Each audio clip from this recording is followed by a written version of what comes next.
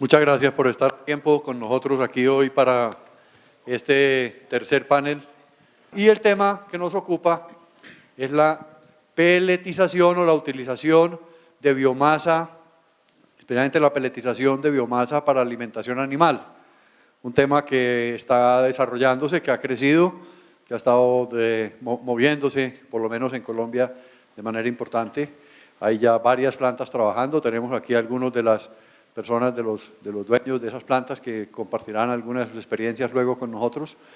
Y es una muy buena nueva alternativa en la alimentación animal hoy, el uso de los pastos peletizados. Entonces, sin más fórmula de juicio, démosle camino a Juan Camilo, que es quien va a moderar este seminario. Nuevamente, muchas gracias por estar atentos con nosotros aquí hoy a tiempo, a las 2 de la tarde, y empezamos el evento. Bueno, como bien lo dijo Jaime, la biomasa no solamente se utiliza para quemar, como lo vimos esta mañana.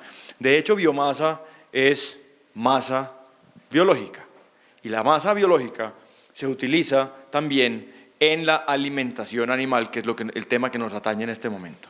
Entonces, pues sin más preámbulos, les voy a dar la palabra a los panelistas para que nos cuenten un poquito dentro de su punto de vista. Juan Alberto como ganadero y estudioso del tema, Germán como nutricionista y Pablo como proveedor de los equipos y conocedor lógicamente de los clientes, de múltiples clientes que utilizan la biomasa para la alimentación animal, con puntos de vista diferentes, desde el punto de vista nutricional. Juan probablemente con pellets o sin pellets o con otras alternativas, también utilizando biomasa para la alimentación, pero ¿por qué utilizamos la biomasa para la alimentación y qué ventajas tiene y cómo se utiliza la biomasa en la alimentación animal? Arranque pues, Germán. Bueno, muchas gracias por la invitación. Yo creo que lo primero que habría que decir en alimentación animal es que nosotros hacemos parte de la cadena productiva de la alimentación humana. Esa es nuestra razón de ser. Los negocios, como bien arrancamos tal vez hablando esta mañana, pues en un principio son para producir plata, pero yendo al fondo tenemos una responsabilidad muy grande que es la alimentación humana, y en ese sentido tenemos que ser sostenibles y usar todos los recursos posibles que existan para lograr alimentar a una población cada vez más creciente. En ese sentido, pues los animales son los mejores transformadores de toda esta materia prima, desechos y otros subproductos que quedan de las cosechas y eso que pues transforman hacia una proteína de mejor calidad, de origen animal. Y en ese sentido es que yo creo que reside la gran importancia de tener estas discusiones en torno a cómo generar, cómo mejorar toda esa biomasa, ser sostenibles, utilizar mejor los subproductos y poder lograr alimentar, como dije ya, a una población cada vez más creciente. Bueno, yo recordaba ahora cuando estudiaba en la universidad y veíamos por ahí las diferentes nutriciones, y hablando ya de los rumiantes específicamente, cómo un rumiante es un animal dentro de otro animal, y ese gran animal es el rumen. El rumen por sí mismo es un ser vivo que tiene su propia dinámica y que alimenta a ese otro animal que lo hospeda, que lo aloja. Entonces todo lo que uno puede hacer en términos de cómo hacemos funcionar ese gran animal que hay dentro de un bovino, por ejemplo, es la respuesta. No es alimentar la vaca, no es alimentar al novillo, es cómo alimentamos ese rumen. Y en principio el rumen funciona porque necesita biomasa, o sea, el punto de partida para que un rumen funcione es que haya cantidad. Y después tiene pues que haber calidad, obviamente, pero en principio es como yo le garantizo que haya biomasa suficiente para que pueda vivir, y después cómo le doy calidad a ese rumen. Entonces ahí aparece pues todas las posibilidades que uno tiene en una finca. Yo quisiera que pusiéramos, yo traje una pequeña presentación Como Jaime les comentaba, estoy construyendo un hato en Villanueva Casanare de Angus y Brangus. Estoy con Brangus y ahorita estoy cruzando con Angus puro, yéndome a un 3/4 para después devolverme. Estoy en ese proceso y los animales, cada que uno se va saliendo del Bos indicus hacia el Taurus, pues le empiezan a pedir más. El cebú, el brahman, o como lo llamemos aquí, pues que básicamente es lo predominante que hay en el Lore, Gusera, etcétera, etcétera, y Giri, pero lo que predomina el brahman, pues te da unas condiciones de rusticidad que cuando uno va migrando hacia estas otras razas, pues entonces tiene que empezar también a ponerle comida.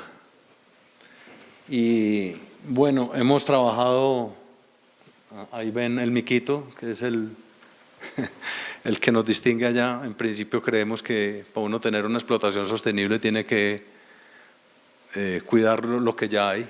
Ahorita hago un paréntesis, estamos en proceso de desganaderizar los montes. Tenemos dentro de las 38% más o menos del bosque nativo que queremos proteger. Hace poco me encontré las vacas entre el monte y yo decía, esto es un crimen. Claro, porque una vaca de 500 kilos se mete para el monte y se come el arbolito que se demoró 10 años en estar así de este tamaño y pasa ahí de un lengüetazo o de un pisotón. No deja.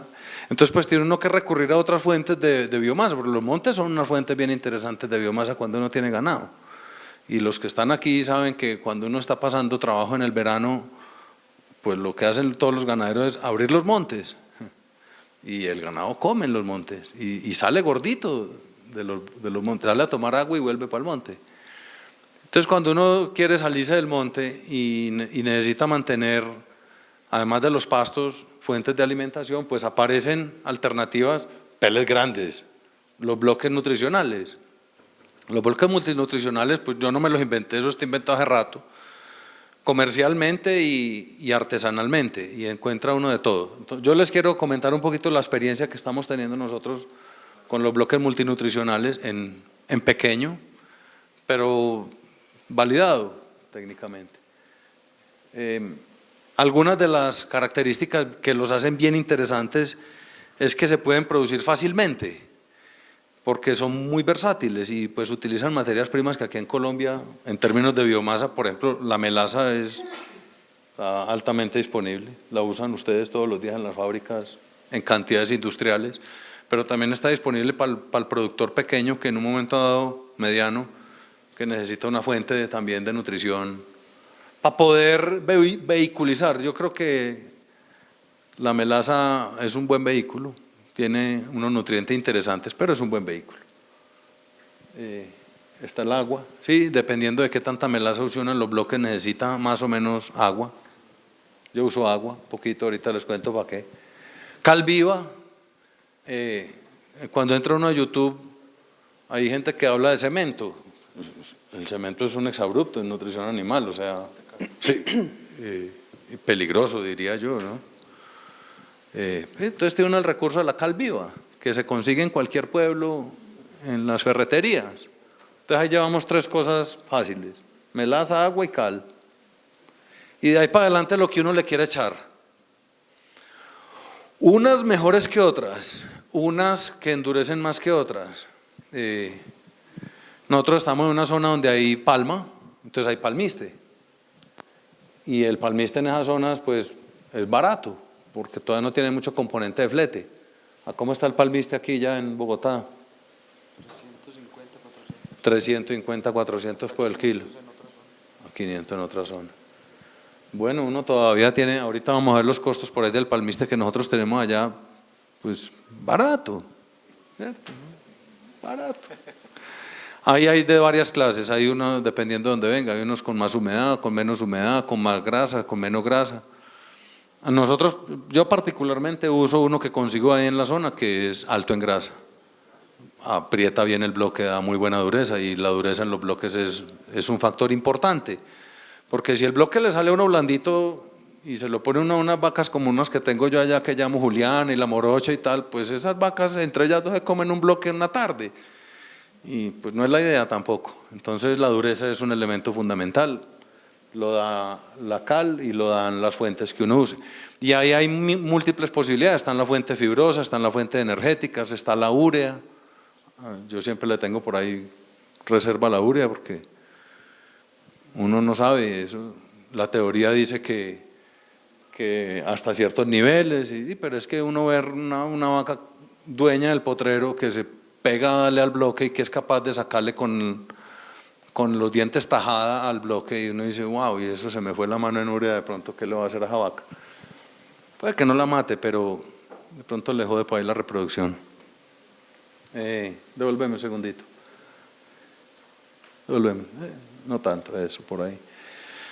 El maíz con los precios del dólar vuelve. Tiene que volver a Colombia, tenemos que volver a sembrar maíz, ¿o no?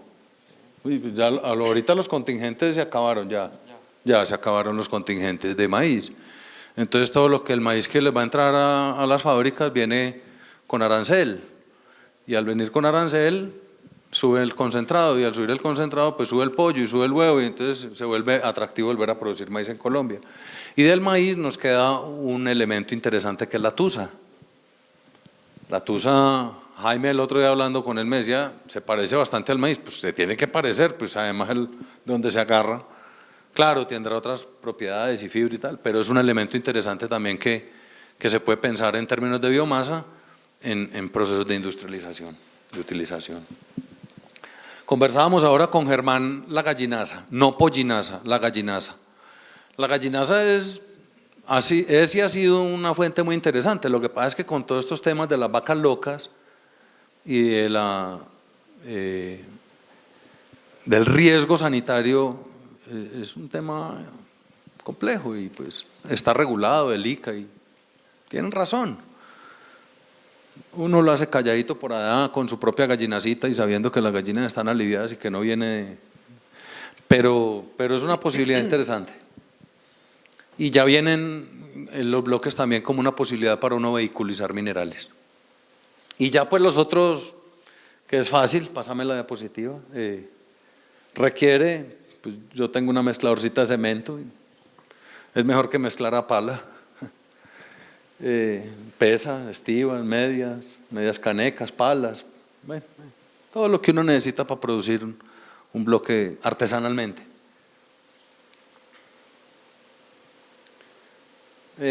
Con bloques buenos, de buena dureza y palatables, uno espera consumos de 1 kilo por animal día. Alguien podrá decir, uy, pero es que una vaca que se come 40 kilos de forraje, 1 kilo, ¿qué es?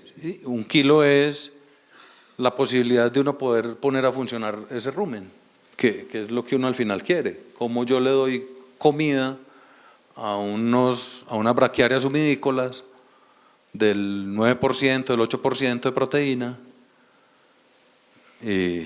que se pueden estar quedando en la raya de donde las bacterias empiezan a trabajar bien. Entonces potencializa uno el uso. De hecho, una de las cosas que hemos visto con la utilización de los bloques multinutricionales en el verano es que se le baja a uno el consumo de pasto. Entonces rinden los potreros. Porque imagínese uno en verano y sin pasto. Entonces pone uno el bloque y uno ve que el potrero que rendía 5 días, ahora rinde 8, 9. Y uno dice, uy, con 1 kilito por animal día y que el potrero casi que se me doble en términos de vida útil, interesante. Hay una cosa que a mí me ha parecido toda la vida un crimen y es los corrales de aparte. A los terneros se les recoge a las 4 de la tarde, a las 3 de la tarde se meten a un corral, aguantar hambre y sed, más exabrupto todavía, a esperar a que al otro día a las 6 de la mañana se lo suelten a una vaca para que apoye y baje la leche. Cuando uno tiene la posibilidad en esos corrales de aparte también de suministrar unos nutrientes relativamente a bajo costo y ya no destetar unos animalitos de 9 meses y 150 kilos, sino destetar uno de 7 meses animales de 220 kilos. Entonces ahí uno dice, puedo tener la leche, pero también puedo tener crías. Ingredientes, ahí dependiendo eso de donde esté uno. El que venga a la costa podrá decir que tiene cascarilla de algodón, los que estamos en zonas palmeras, palmiste. Las fórmulas que yo uso, como no tienen mucha melaza, me toca echarle agua para diluir un poquito la melaza y para poder que eso se incorpore con la mezcla seca. Ahí estamos secando gallinaza. Tengo unas gallinitas por ahí poquitas. Me toca confesarle al doctor Germán que no doy alcohol. Ahora me tendrá que vender la idea. Uso de la competencia.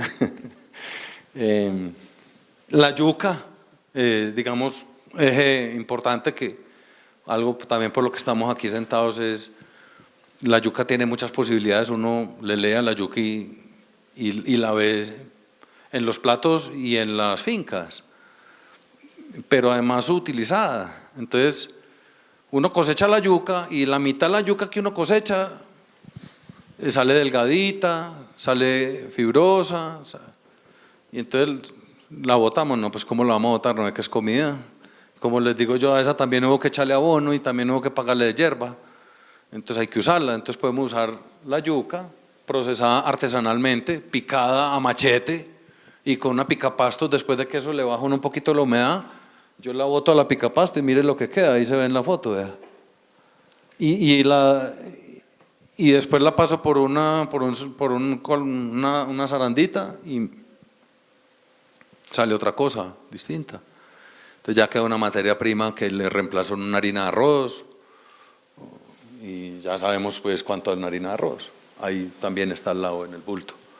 El proceso industrial, la mezcladora de cemento, tiempos de mezcla, 9 minutos. No me pregunte la homogeneidad de la mezcla, no vaya a hacer eso, Juan, no. Sí, no me vaya a meter en camisa de once. La mezcladora del dry mix con la melaza, las medias canecas a pala y los moldes, eso los compro a 1.000 pesos en el 7 de agosto. Ve ahí está el bloque ya armadito, ese le pongo un tubito de PVC para colgarlo, funciona bien colgado, lo puede uno manejar por altura dependiendo de la población que uno tenga. Entonces si yo tengo terneros porque tengo cría, entonces lo cuelgo alto que solamente me alcancen las vacas y se lo comen las vacas, entonces le puedo poner un poquito más de urea sin abusar, ¿no? Porque cuando uno se le va la mano eso acidifica el útero y toda la cosa y entonces ya después las vacas no se reproducen, entonces crea un efecto contrario. Y ahí están, esas terneras no habían probado bloque, era primera vez que llegaron, esas son mis hijas, recién, esta es la nueva camada con la que voy a hacer ato ahora, son 3/4 Angus. Y no habían probado ese bloque tiene, como lo vamos a ver ahora, 15% de gallinaza. Y al que no le guste comer, es mierda, o sea, ¿qué hacemos? Y ahí están dándole. Ahí ya está colgadito. Me gusta colgado, pelean con él un rato y no se lo comen tan rápido. Ya están ya fórmulas, varias fórmulas. Están con precios de lo que a uno le cuesta como ganadero comprar en los pueblos. La materia prima, no la compro en Italcol, al mayoreo, no me da para eso todavía, pero a eso no la venden por allá y a eso salen los bloques. Ahí tiene carga fabril. Pinchado yo le meto costos de carga fabril. Claro, porque eso tiene una mano de obra, eso hay que ponerle jornales y los jornales a mí me cuestan. Ahí tenemos 3 fórmulas, voy a parar de aquí porque no veo. Ahí tenemos 3 fórmulas. La de animales adultos con urea. Como me da miedo la urea, no le pongo mucha. Pero pues uno ve bloques en la literatura con el 10% de urea, 50% de melaza, 10% de urea, yuca y sal y azufre, y sale. Y funciona, y ve uno que pasan novillos de 400 gramos, 780, 800, 900 gramos, dependiendo del animal.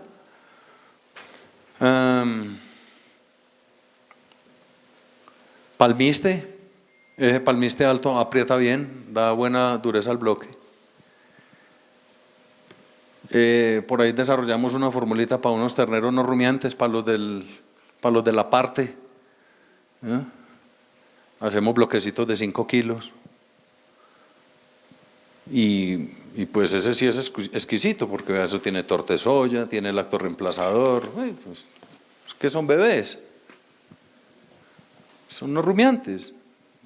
Estamos hablando de terneros, antes de dicen con la mamá donde el toro otra vez, animales de menos de 60 días, y ya le consumen al bloque porque les gusta, pues hay que ponerle algo que le guste, eso no tiene gallinaza, por ejemplo. Y una intermedia ahí para los animales jóvenes. Funciona.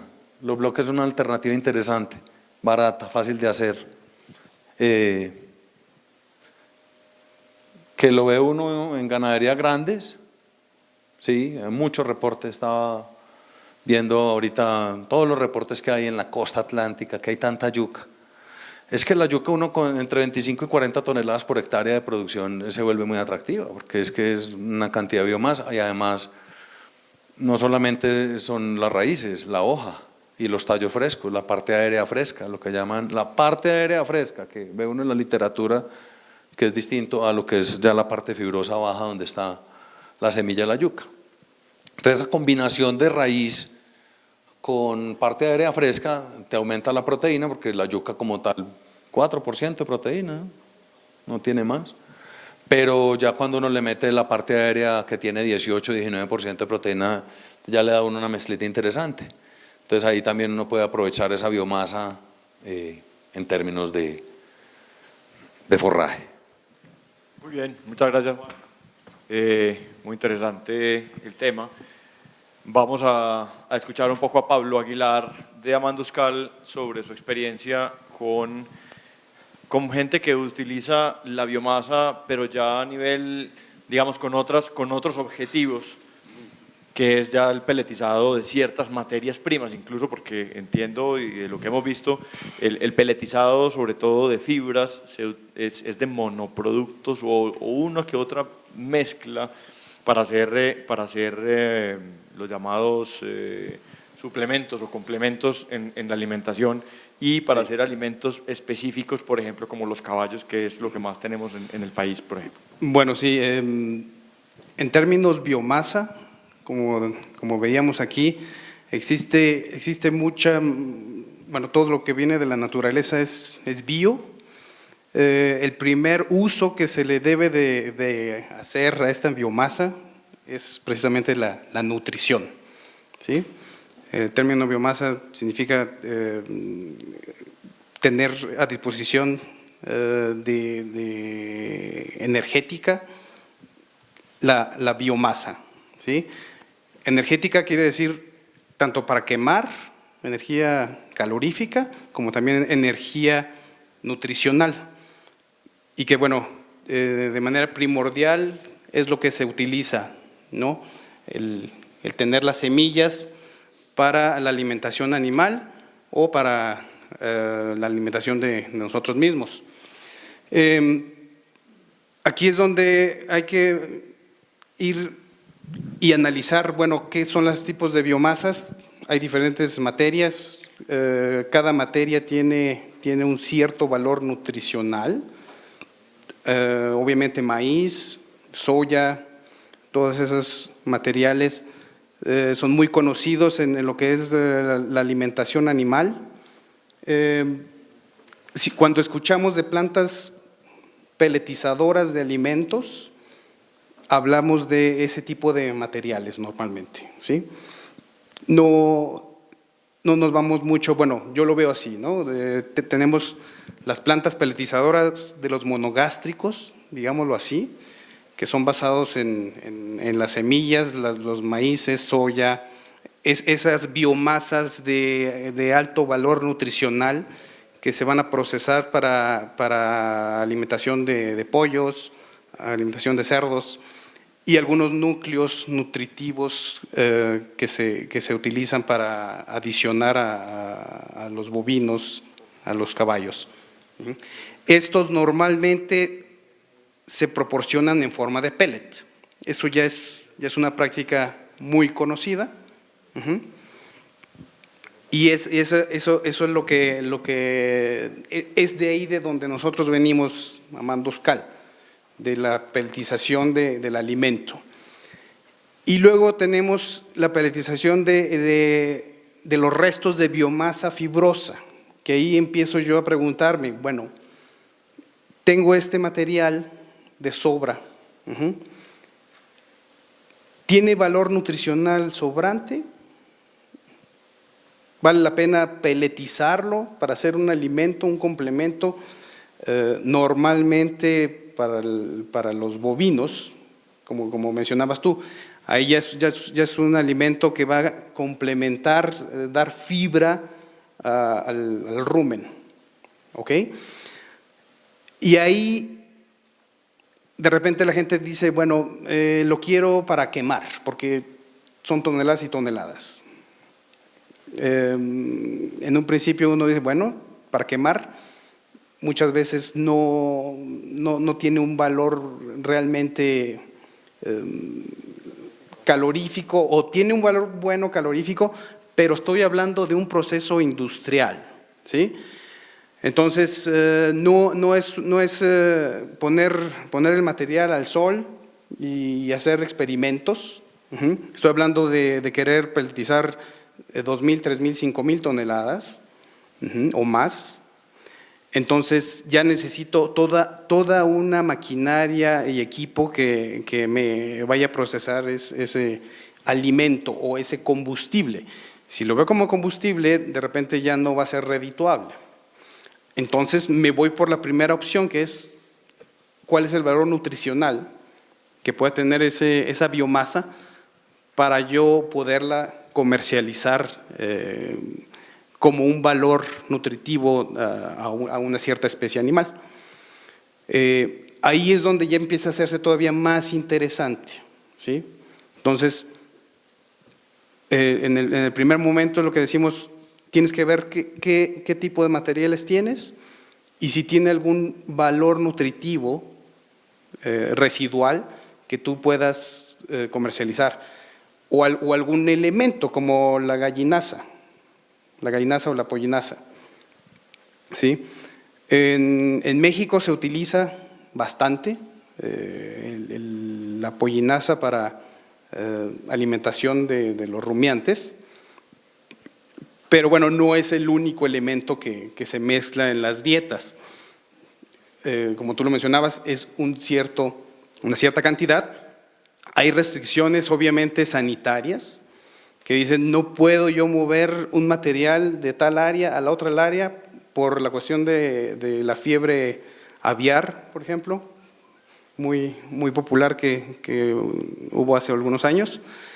Entonces, se está viendo que si no se procesa de alguna manera ese material que yo tengo ahí, con un buen contenido nutricional, vamos a decir, urea y algunos minerales, se hicieron estudios y dicen, bueno, ya simplemente el tomar ese material y pelletizarlo, ya le estoy dando yo un tratamiento térmico, porque en el pelletizado se incrementa la temperatura del material a 80, 100 grados centígrados. Tanto así que ya el gobierno, por ahí la Secretaría de Agricultura, permite que una vez pelletizado el alimento, se vaya uno y se pase, tengo yo la opción de venderlo a otros corrales ya más lejanos, que normalmente yo no podría vender ese material así a granel. Y bueno, esto es de lo que estábamos hablando al principio, ¿no? La utilización de la biomasa. Hasta arriba está la cuestión de la alimentación animal y luego ya se va bajando hasta lo que es la quema. Nosotros, con la experiencia que tenemos de las biomasas, hemos dividido más o menos, o aquí para fines de explicar el uso en lo de la alimentación, el uso del pellet como alimento, el uso del pellet como combustible, y luego tengo una tercera opción que es el uso del pellet como fertilizante, ¿sí? Que al final ese fertilizante pues es la descomposición que va a tener el pellet, el material del pellet, como alimentación de plantas, a fin de cuentas, ¿sí?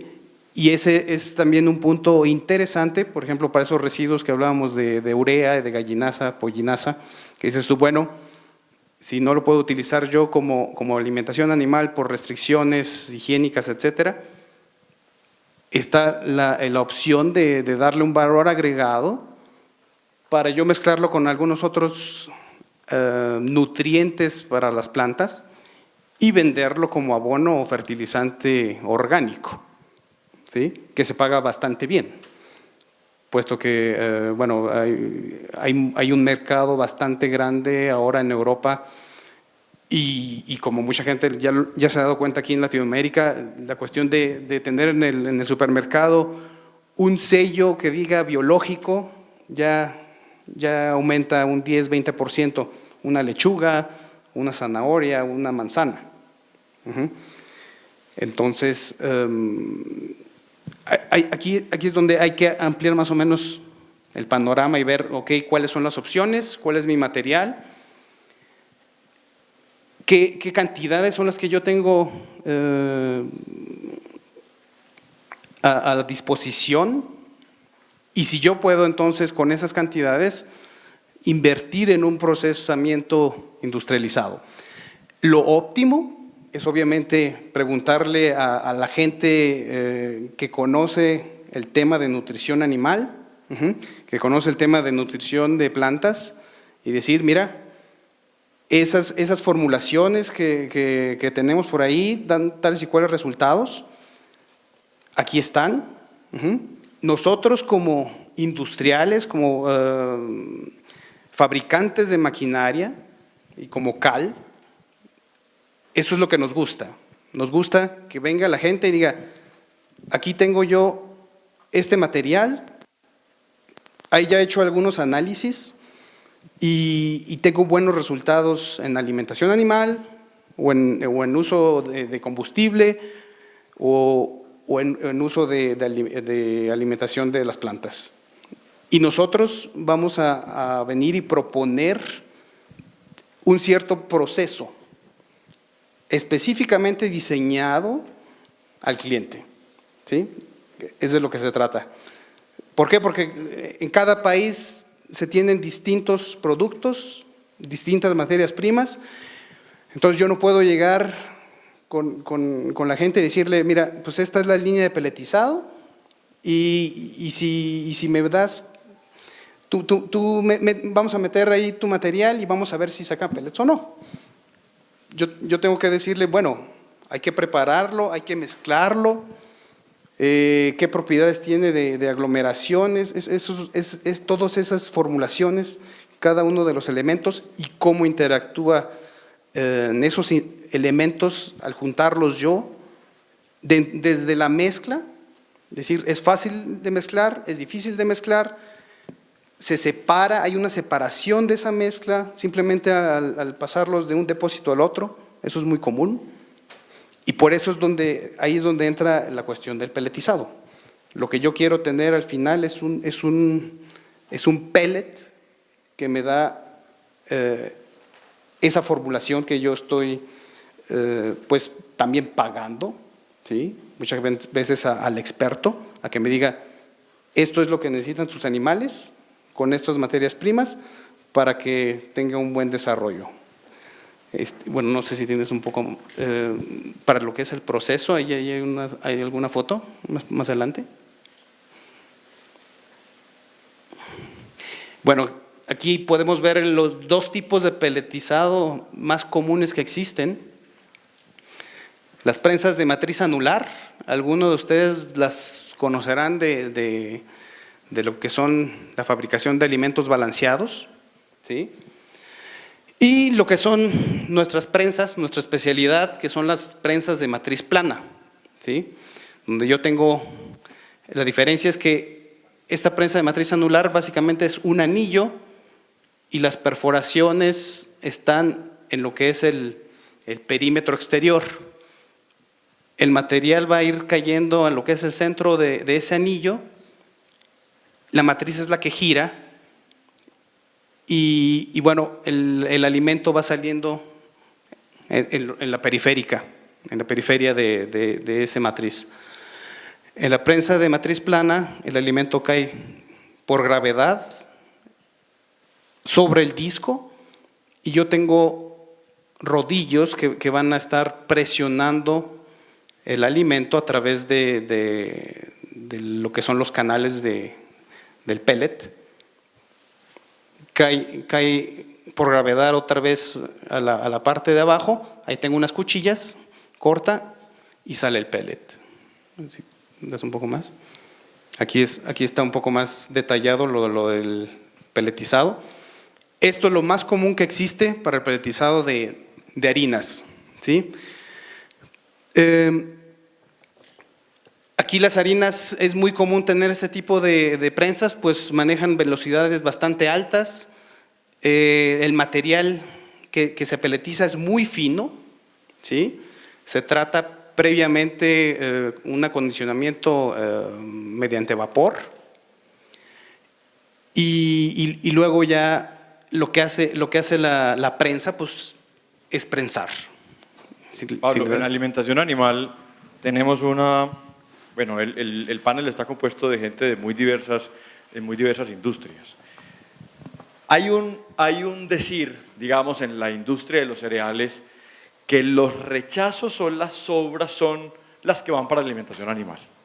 Yo sé que eso ha evolucionado. ¿Cómo ha evolucionado eso? Es decir, hombre, esto se me dañó, esto se me pudrió, esto no me sirvió, esto fue lo que me quedó, esto fue el remanente, esto es lo que nadie quiere, esto es lo que nadie compra, entonces vendámoslo para los animales.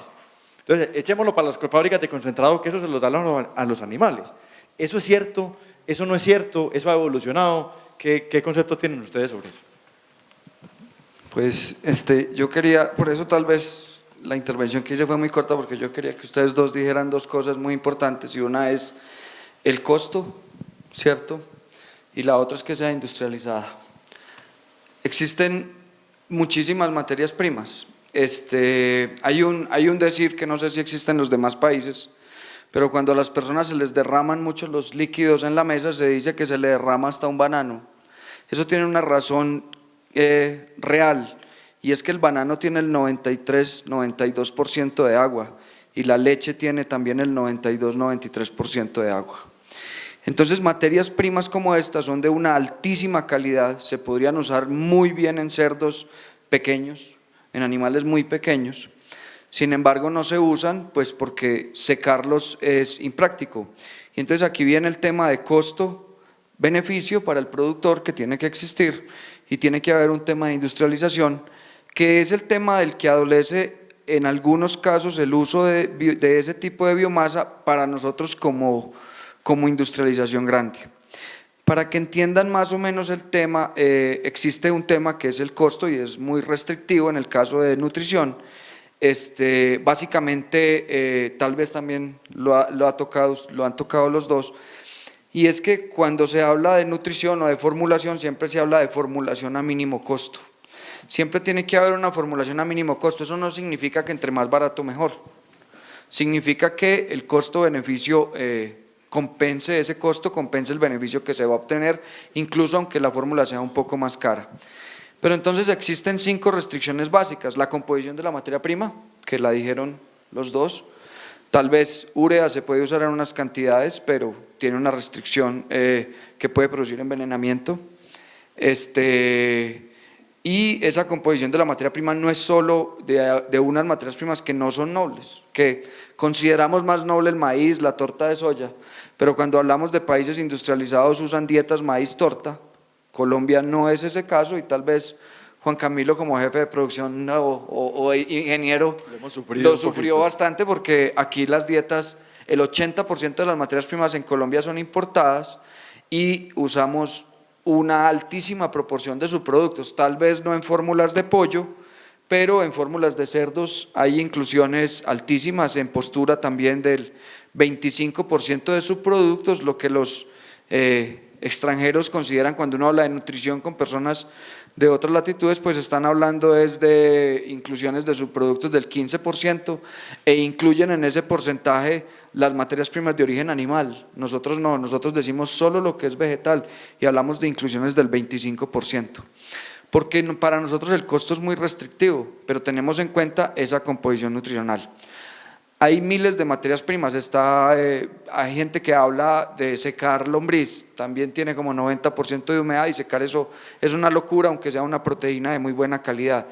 Usar la pollinasa en animales rumiantes, pero también se puede usar, por ejemplo, los cerdos son animales relativamente ineficientes, y parte de cuando están muy pequeños, y parte de ese alimento que comen en exceso, pues salen las heces y se puede utilizar en las cerdas adultas, pero eso a nivel industrial no se usa, se usa a nivel de pequeños productores.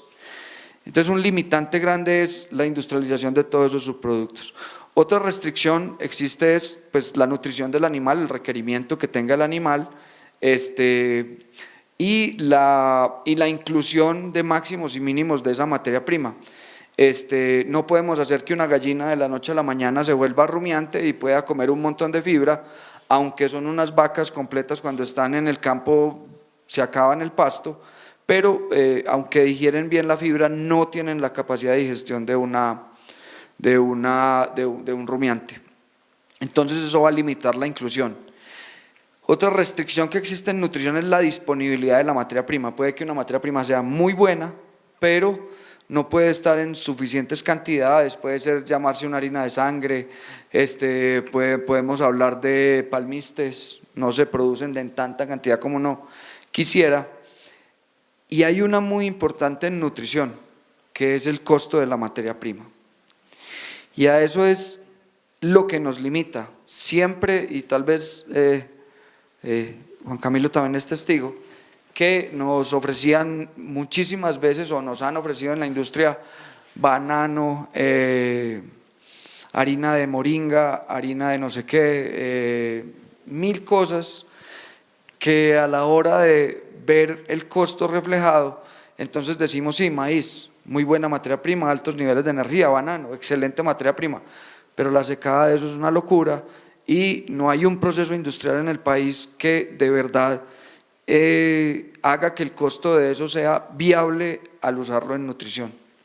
Entonces ese es el gran componente de la generación de biomasa y del uso en nutrición animal. Se pueden usar todos, no tanto así de esa manera que todo lo que hay de rechazo se pueda usar en nutrición, porque existen unas limitantes, pero en nutrición industrializada, en nutrición especializada, hay cosas que finalmente siempre van a tener un margen de inclusión muy bajo, que es el que hay que revisar y hay que ver la viabilidad económica, que es en lo que se debe enfocar todo esto. En el país se utilizan, pues digamos con la experiencia de Amanduscal, los productos fibrosos para caballos han sido muy exitosos y siguen siendo muy exitosos. Tenemos aquí uno de nuestros queridos clientes de Amanduscal que utiliza la peletización de fibras para alimentación de caballos.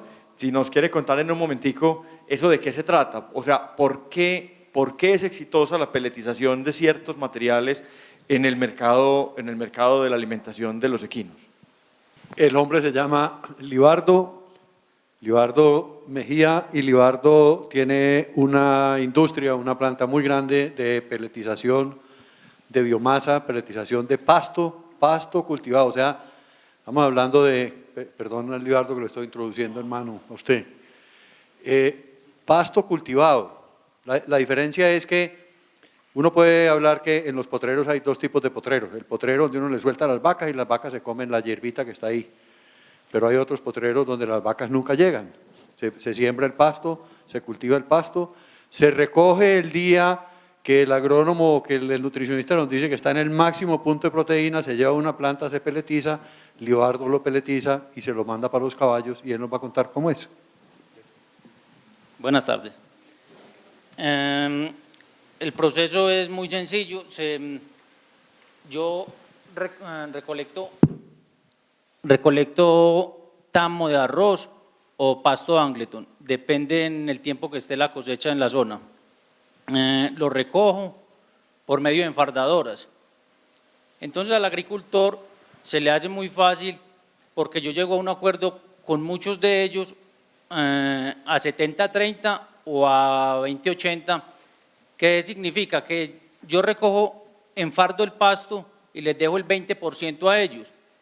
Entonces ellos con esto ganan que si llueve no se moja el pasto, el ganado a la hora de soltarlo no lo ensucia, no lo pisotea, no se pierde.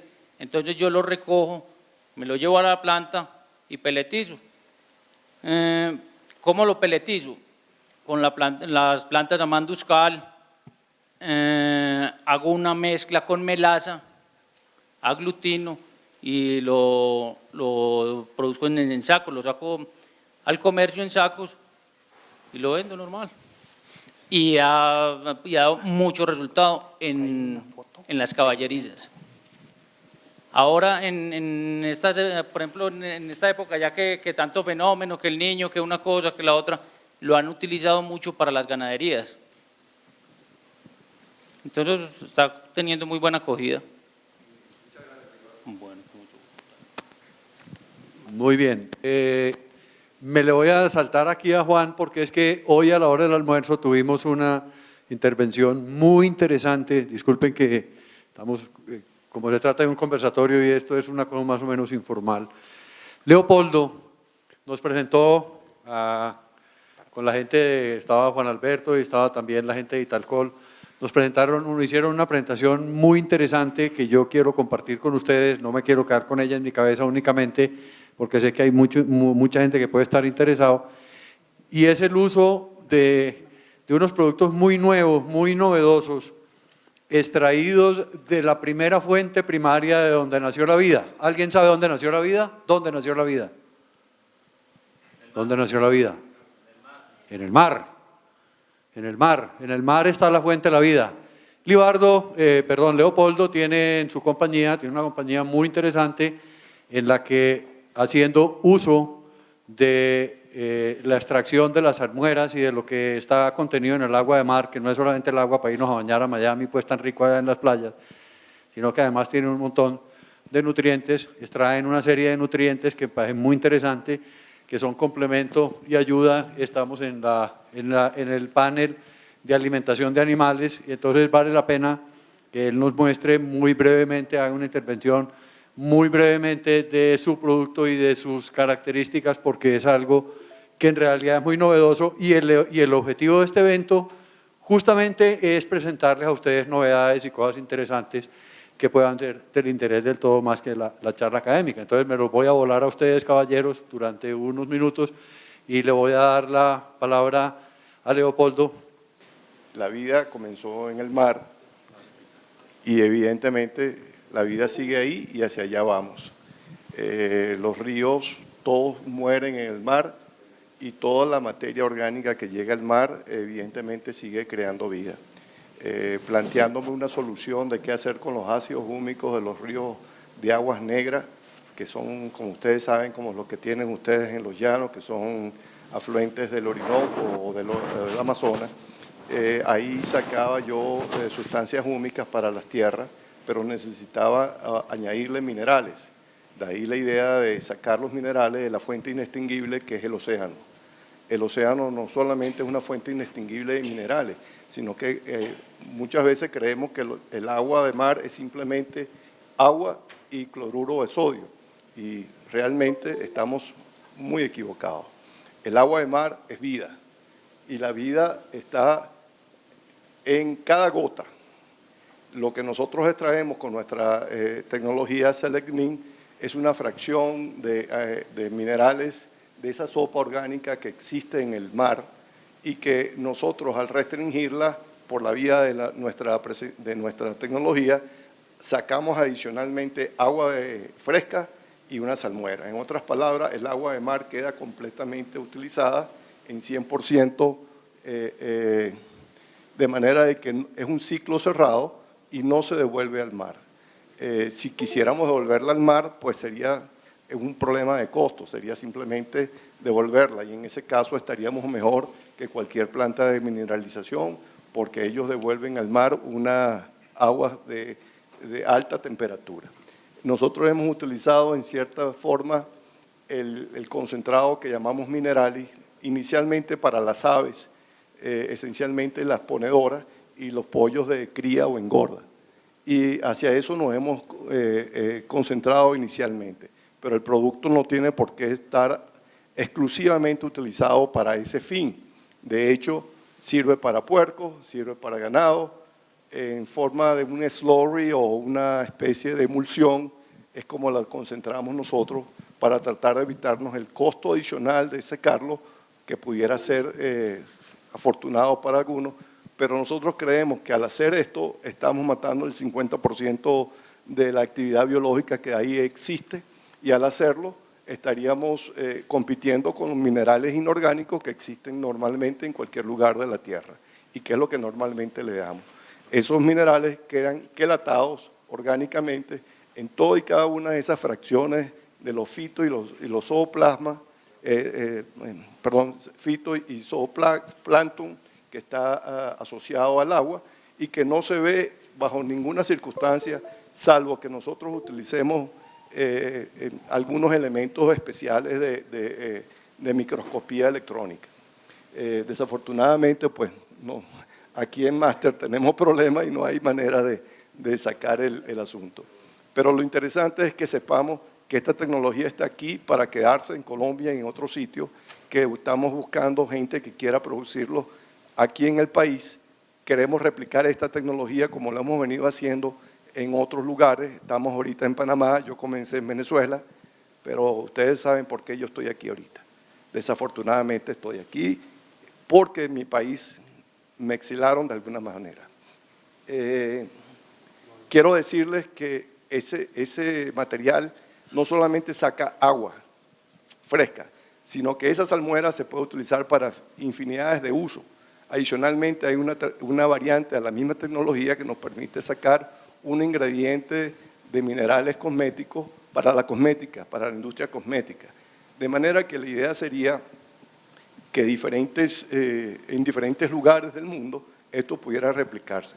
Les puedo adelantar que nuestro grupo quedó de finalista en un concurso mundial que se llama Blue Economy Challenge, con una propuesta que hicimos a base de Mineralis. Estamos esperando el resultado final, creemos que ganamos. No, ya estamos en una prueba ya mucho más grande que piloto. Cuando comenzamos la cuestión piloto era en Venezuela, en una isla, sacando el agua desde unos barcos a distancias profundas para tratar de sacar aguas muy puras, pero en el fondo ya estábamos en Panamá en disponibilidad de poder mandarles el producto desde allá, pero la verdad es que nadie quiere transportar agua, y menos en Colombia. Queremos que este producto, si alguna vez tiene, y creo que va a tener el interés por parte de ustedes, se haga aquí, que se diga que es Made in Colombia. ¿Ok? Gracias. Muy bien, gracias Leopoldo, un producto realmente muy interesante, complemento a lo que estamos hablando, nutrición animal, nutrición humana. Desafortunadamente, por las razones técnicas, las delicias de la computación, él no puede mostrarnos su cosa, pero me anticipo algunas de las cosas que vi en la presentación que nos hizo. Por ejemplo, llevaron, usted me corrige, llevaron las gallinas que normalmente ponen huevos durante un año y al año se vuelven pollos. Ustedes saben que las gallinas se vuelven pollos, ¿no? Las gallinas van para el matadero, les ponen agüita y se vuelven pollos y esperan encontramos para en los asaderos de pollos. Entonces, antes de llevarlas a eso, las desplumaron, les dieron el producto de él y las tuvieron 4 meses más poniendo huevos al ritmo normal. Eso para cualquier avicultor o para cualquier ganadero es una ganancia extra realmente muy grande. También me llamó mucho la atención cuando vi la presentación y es que las pollas, la pollita que va creciendo, Juan me corrige, Juan es más pollicultor que yo, ¿cuántas semanas necesitamos para que una polla empiece a poner huevos? en la semana.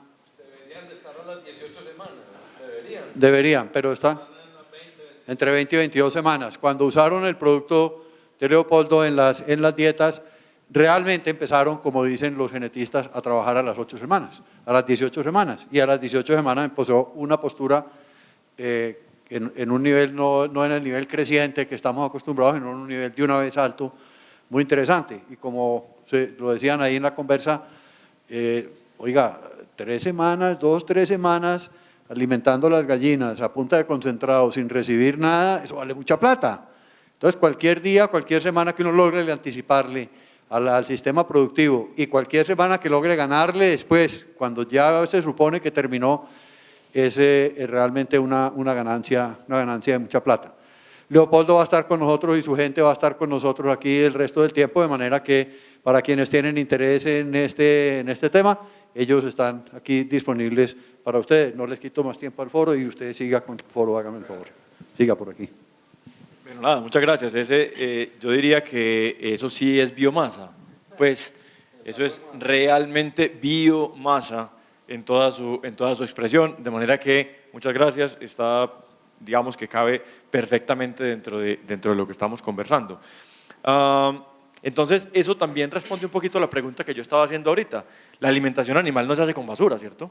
Digo, que normalmente es uno de los comentarios que tiene uno en la industria de los cereales. Venga, el maíz, por ejemplo, empuje la temperatura, que eso va para los concentrados. Eso no tiene problema, eso sé que lo que se quiebre y que eso no pasa nada, que eso va para concentrados. O la harina de arroz que sale de los molinos, eso no le hace, eso que salga ahí para los bultos, para el suelo, que eso lo barren y eso va para los concentrados. Eso de alguna manera ha cambiado, de alguna manera es cierto, digamos, tiene parte de cierto, pero yo creo que ha evolucionado, digamos, en los años y en lo que tenemos. Sí, no, es que pues, los animales son seres vivos que merecen todo nuestro respeto en principio y hay un elemento fundamental que si usted le da al animal bueno, él le da bueno y empiece por el agua. Es una de las peleas que uno tiene como productor. Es que la gente quiere que el concentrado le resuelva el problema de un agua mala. Cuando un animal ingiere de 2 o más veces en adelante que el alimento concentrado. Entonces, es el principal nutriente. Arranque por ahí en términos de biomasa y complementos de aguas, ¿sí? Que es que todavía le desconocemos a los minerales en términos prácticos. Hay todavía secreto ahí, ¿no?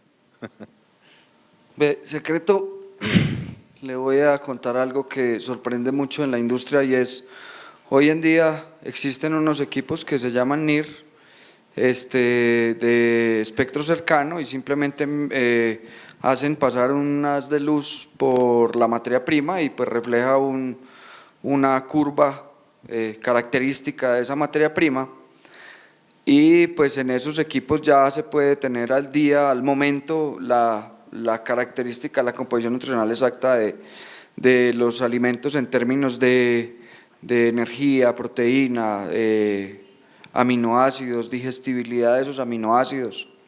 Sin embargo, la investigación en minerales tiene 50 años y no se ha renovado. Hay investigación nueva, pero es muy puntual a ciertos minerales y eso pues limita un poquito el tema de nutrición y a veces se vuelve un tema un poquito de alquimia, pues. Pero también iba a decir yo, del tema, por ejemplo, del pasto peletizado, que me pareció muy interesante, es que hablamos de rumiantes, que son unos grandes transformadores de biomasa, de quinos, pero algunas condiciones de manejo de los animales exigen ciertas materias primas. El caso de reproductoras como para que entiendan el término, son las mamás de los pollos o las mamás de las pollas que van a poner huevos. Existen atrás unas abuelas, unos núcleos puros de razas y se van combinando o cruzando hasta llegar a las reproductoras. Esas reproductoras de pollo son unos animales que ganan peso a una velocidad increíble y que hay que estarles controlando el peso. Es un animal que se come, mientras una gallina se come 115 gramos en un día, y puede demorar de las 6 de la mañana hasta la 1 de la tarde comiendo. Estas reproductoras se comen 170 gramos y en 3 horas ya están mirando qué hacer. Muchos productores usan pasto para hacer que las dietas se diluyan y logren tener el animal más tiempo comiendo. ¿Por qué? Por lo que usted decía, hay que respetar la fisiología y la evolución del animal. No es una cosa simplemente de animalistas. Es un tema de que el animal evolucionó de una manera y tiene que respetársele eso. Y un animal que come en 3 horas, pues tiene 21 horas para ver qué hace. Entonces toma agua, jode a la otra, se pican. Entonces hay muchas estrategias nutricionales que se usan para lograr que se alargue ese periodo de consumo. Y así pueden haber 1000 cosas en nutrición que pues podría uno sentarse a hablar por horas, pero el tema aquí que nos ocupa, pues el tema de biomasa, no está, digamos, supeditado a una sola especie, como lo decía don Leopoldo, está supeditado a todas las especies y pensando en alimentación humana, siempre llevándolo a alimentación humana. Buenas tardes, mi nombre es Haider Pacheco, vengo en representación de Bioindustrias del Caribe. Nosotros tenemos una peletizadora CAL y actualmente estamos procesando pepa de mango para alimentación animal. Mi primera pregunta va dirigida tanto al señor Germán como al señor Pablo. ¿Qué es lo último que conocen ustedes que se está peletizando en cuanto a materiales para alimentación animal? Además de. Y la otra, señor Pablo, ¿cuál es el equipo o el sistema con mejor, que sea más efectivo, costo efectivo para secar biomasa? Ahorita para una producción de 200 a 500 toneladas mes. Bueno, sí, en cuanto a biomasas, en cuanto a alimentación animal, por ejemplo, en Europa yo nunca voy a escuchar a alguien que me va a preguntar, oye, ¿cómo peletizo mango? No existe. Para nosotros es siempre bastante interesante viajar, escuchar gente que dice, mira, compré por ahí hace unos años una prensa de hace 30 años, vieja, usada, la trajimos para acá, a Costa Rica, Centroamérica, Sudamérica, y está todavía trabajando. Uno dice, bueno, qué bueno, mis máquinas son buenas, ¿sí? Por otro lado, pues uno no vende nuevas, pero bueno, normalmente eso se compensa después cuando ya empiezan a ver que realmente la prensa, ya después de 60 años, ya debería de irse por ahí a la bodega, ¿no? Pero bueno, sigue vendiendo matrices. Sigue vendiendo matrices. No, o sea, hay muchos materiales que se pueden tomar para alimentación animal.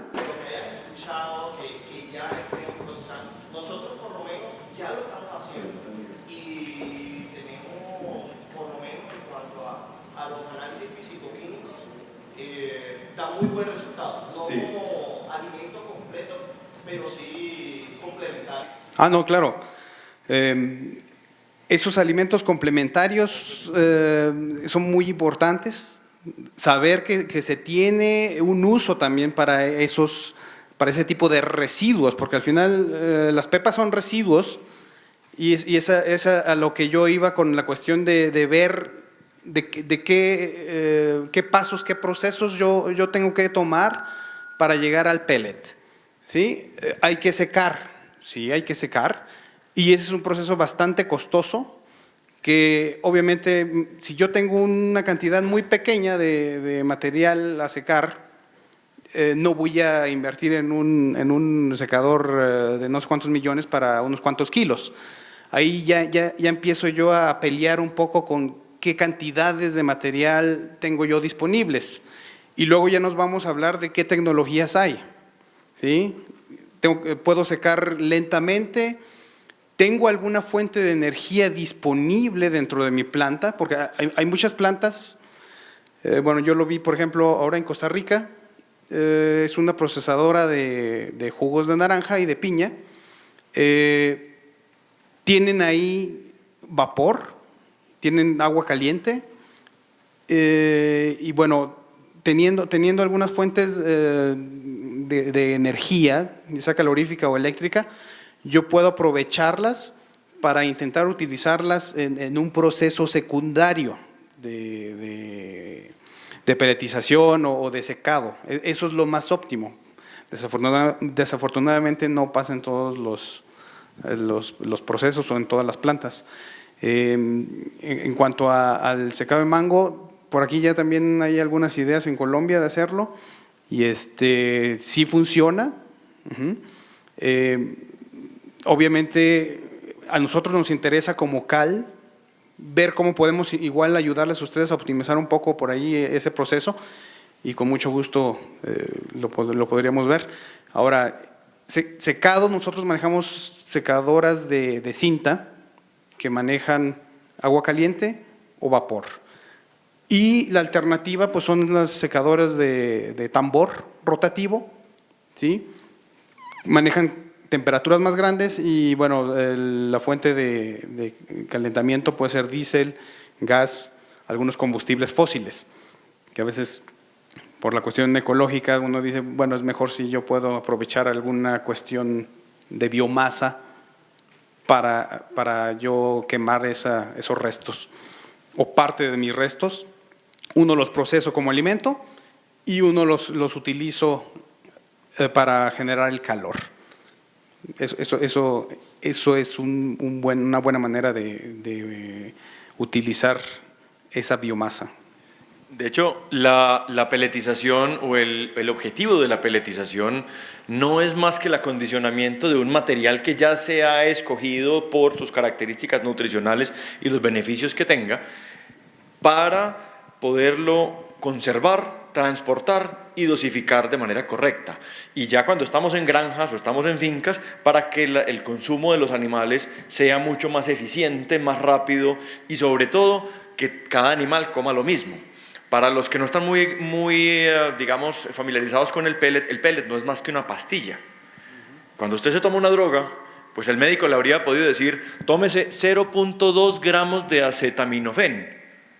Y yo, ¿cómo carajo en mi casa hago para tomarme 0.2 gramos de acetaminofén de una bolsita de acetaminofén que me dan? Que haga una bebida de quino. Exactamente. De manera que lo que hacen es que dosifican exactamente los nutrientes que quieren darle al animal en una pastilla y garantiza que todos los animales se comen exactamente las mismas cosas y es lo que el nutricionista dijo que el animal se tiene que comer.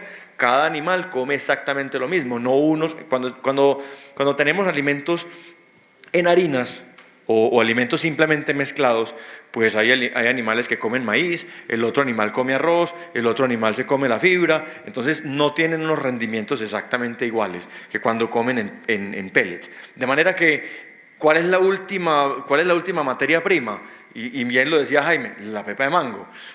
Pero eso lo que tiene que ver es nutricionalmente las que vayamos encontrando que se pueden producir y procesar de manera industrial a unos costos razonables. Creo que vamos exactamente a lo mismo que decía Germán ahorita. El banano, por ejemplo, sería espectacular poder alimentar a los animales con banano. Sin embargo, todavía no hay, por lo menos en nuestro medio, una manera de procesar el banano correctamente para poderlo incluir.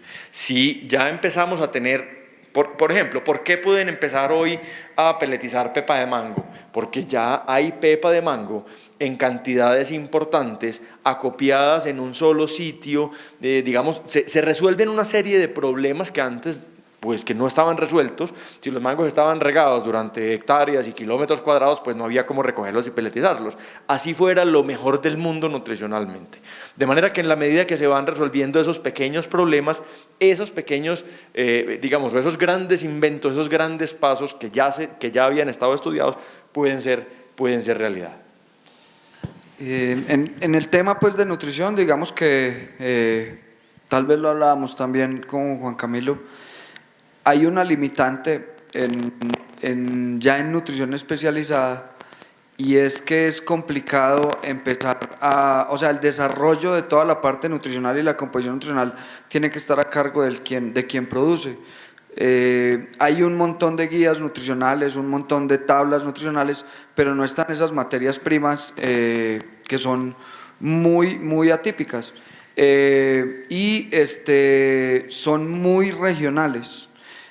Por ejemplo, no vas a conseguir harina de pepa de mango en Europa, pero conseguís harina de arroz del África, conseguís orujo de uva, la cáscara de la uva y la pepa de la uva de las grandes empresas de vinos. Entonces, digamos que resuelto el tema del acopio, pues se puede resolver el otro tema. Yo no conozco, sin embargo sí sé de, por ejemplo, uno de los grandes productores de jugo de naranja es Brasil, y ellos usan bastante cáscara de naranja. También la cáscara de maracuyá tiene unas importantes propiedades, y digamos que ahí es donde uno debe empezar a enfocar y a especializar su producto, porque un nutricionista cuando le vas a ir a decir, mire, es que la pepa de guayaba tiene, no sé cuánto tendrá de proteína, pero tiene 10% de proteína, yo con eso no hago nada. La proteína, como para asustarlos un poco, la proteína no existe como nutriente. Todo lo que nosotros hablábamos y que la proteína, eso no existe. La proteína es una fracción del alimento. Y la proteína es como una cadena, y cada eslabón de la cadena son los aminoácidos que pues tal vez hayamos escuchado, lisina, metionina, las personas que sufren del corazón, arginina, los que tienen problemas mentales necesitan bastante triptófano. Hay un montón de aminoácidos esenciales. Pero ¿qué es lo que se dice que es la proteína? La proteína es una medida que todos esos aminoácidos tienen en su composición nitrógeno. Esto se está apagando. Tienen en su composición nitrógeno, y simplemente se aísla el nitrógeno de la muestra, ¿cierto? Y se calcula por una constante, que depende de si son lácteos, cereales o carnes. La constante es diferente, pero la industria usa la misma constante, que es la de la carne, que es 6.25. Entonces simplemente ese 6.25 es una generalidad muy grande, y nosotros como nutricionistas a la proteína no le paramos bolas. Pero si por ejemplo yo le empiezo a hablar de naranja y yo le hablo a usted de las pectinas, entonces las pectinas en nutrición de rumiantes son muy importantes, son una muy buena fuente de carbohidratos para los rumiantes. Entonces ya sí empieza a ver, entonces allá es donde se tiene que orientar el tema de composición nutricional, asesorarse de una persona que le diga a uno qué medir, ¿cierto? Qué puede ser interesante de esa materia prima, y como para pensar en temas de nutrición a gran escala, pues, porque ahí es donde está el tema. Pero maracuyá, cáscara de naranja es lo que yo escuchaba así más cercano, pues lo de Brasil.